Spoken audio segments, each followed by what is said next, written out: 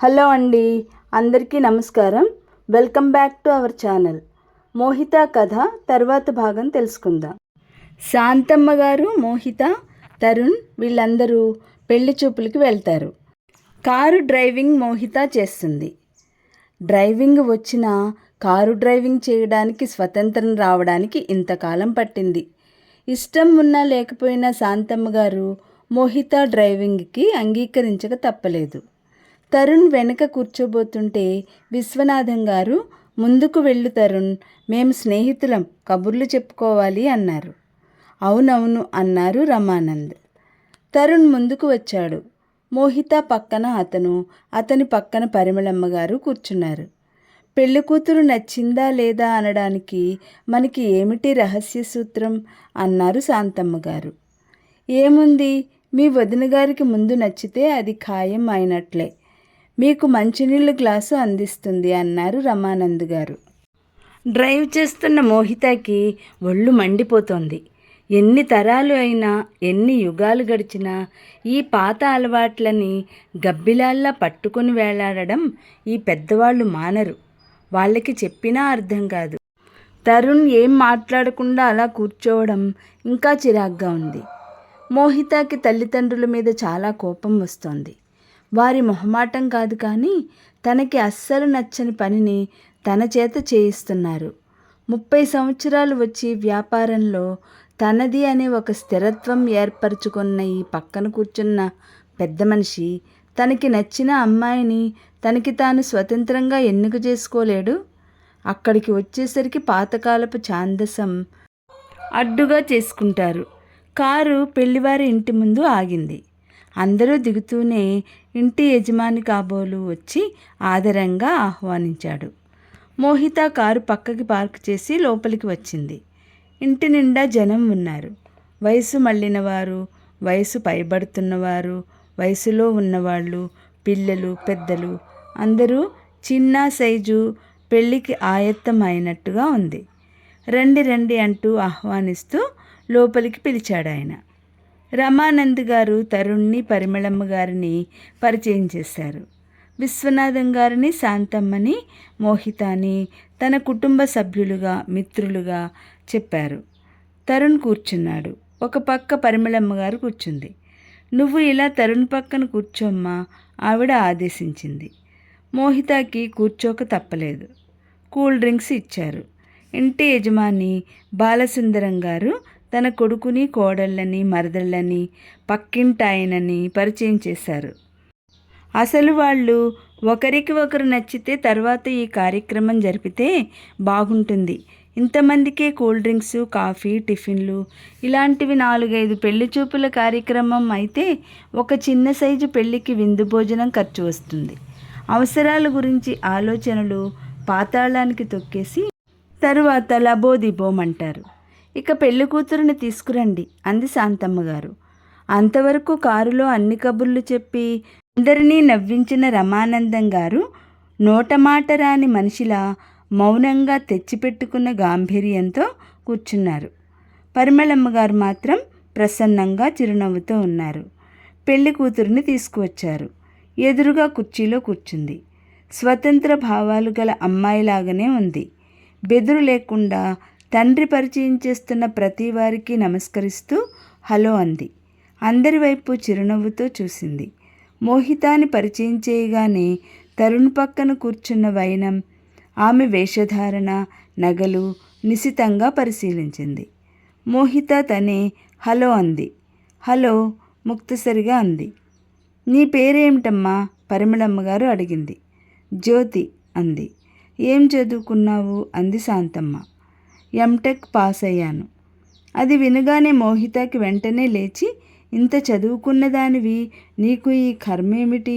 మీ వాళ్ళు ఈ తతంగం పెట్టినా నువ్వు ఎందుకు ఒప్పుకున్నావు? వెళ్ళండి, నువ్వు తరుణ్ మాట్లాడుకోండి, మీ భవిష్యత్తులు మీరే తేల్చుకోండి అనాలనిపించింది. కానీ కుర్చీ మీద గట్టిగా చెయ్యి ఆనించి ఆవేశం ఆపుకుంది. ఈ తతంగం ఇలా కీ ఇచ్చిన బొమ్మలా తనకి పట్టనట్టు చూడడం కూడా కష్టంగానే ఉంది. ఏదైనా కారణం చెప్పి వెళ్ళిపోదామా అనుకుంది. రండి ఇల్లు చూద్దురు గాని అన్నాడు జ్యోతి తండ్రి. అందరూ బయలుదేరారు. నేను ఉంటాను, మీరు వెళ్ళిరండి అన్నాడు తరుణ్ అక్కడున్న పేపర్ తీసుకుంటూ. రా, పర్వాలేదు అన్నారు రమానందం. మీరు వెళ్ళిరండి అన్నాడు. తరుణ్ పక్కన జ్యోతి అన్నగారు కూర్చుని కబుర్లలోకి దిగారు. జ్యోతి మోహితను తన గదిలోకి తీసుకువెళ్ళింది. బాగా డబ్బు గల వాళ్ళు సదుపాయాలున్న గది. మంచం, స్టీరియో, టీవీ, పుస్తకాల అల్మైరా, డ్రెస్సింగ్ టేబుల్. ఆమెలాగానే ఆ గదికి కూడా ఒక ప్రత్యేకత ఉంది. రండి కూర్చోండి అంది జ్యోతి. మోహిత కూర్చుంది. తరుణ్, మీరు ఫ్యామిలీ ఫ్రెండ్స్ అట్ కదా అంది జ్యోతి. అవునన్నట్లు తల ఊపింది మోహిత. తనకి ఏమిటి హ్యాబిట్స్ అంది. తెలీదు అంది మోహిత. భలేవారే, చిన్నప్పటి నుంచి తెలిసిన కుటుంబాలు, ఆ మాత్రం తెలీదా? నాకు చెస్ అంటే చాలా ఇష్టం.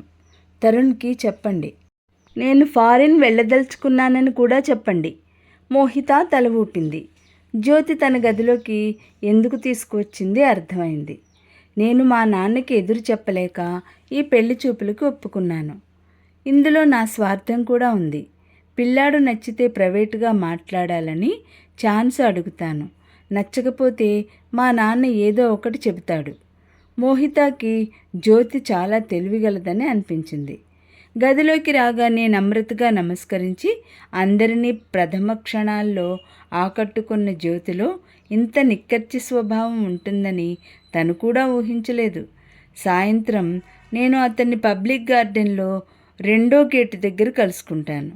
తప్పక రమ్మని చెప్పండి అంది. అది అర్థింపుగా లేదు, పురమాయింపుగా ఉంది. మోహిత తల ఊపింది. జ్యోతిని చూస్తే చాలా సరదా అనిపించింది. ఈ అమ్మాయి పబ్లిక్ గార్డెన్లో తరుణ్ణి కలవగానే మాటలతో ఎలా వాయిస్తుందో బాగానే అర్థమైపోయింది. ఇంతలో అక్కడికి ఒక పెద్దావిడ వచ్చింది. జ్యోతి, త్వరగా రావాలని అనుకున్నాను, కానీ డ్రైవర్ వెధవ సరిగ్గా అవసరం అంటే మానేస్తాడు. ఆలస్యం అయిపోయింది. ముందు గదిలో ఉన్న పెళ్ళికొడుకుని చూశాను, చాలా బాగున్నాడు.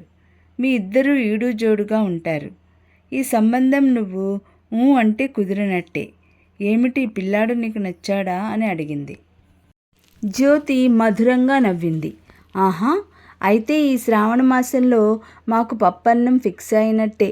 అవును, ఈ అమ్మాయి? మోహిత అప్పటికే ఆవిడను గుర్తుపట్టేసింది. ఆవిడ పేరు వర్ధని. ఆవిడ కొడుక్కి పెళ్లి చేసి కోడలిని నానా బాధలు పెడుతుంటే కొడుకుతో మాట్లాడి అతను ఇక మారడని తెలిసి డైవోర్స్ ఇప్పించాను. అతని జీవితంలో శాశ్వతంగా భార్యకి భరణం ఇవ్వాల్సింది కోర్టు తీర్పు చెప్పింది.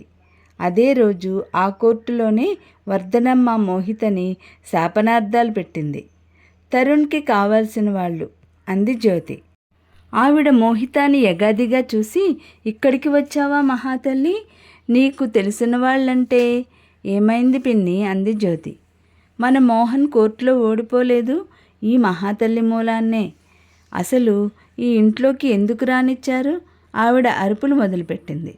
పిన్ని, జ్యోతి చెయ్యి పట్టుకుని వారిస్తోంది. అయినా ఆవిడ కంఠం తగ్గలేదు. ఏమైంది? అక్కడికి జ్యోతి అన్న పరుగును వచ్చాడు. మోహిత బయటికి వచ్చింది. వెనక తలుపు వేసేశారు. తరుణ్ ప్రశ్నార్థకంగా చూస్తున్నాడు. వెళ్దామా డాడీ? నాకు ఆఫీసులో అర్జెంట్ పని ఉంది అంది. వెళ్దాం అన్నారాయన. లోపల నుంచి అరుపులు వినిపిస్తున్నాయి. కూర్చోండి కూర్చోండి, వెళ్దురుగాని అన్నారు జ్యోతి తండ్రి. తరుణ్ లేచాడు.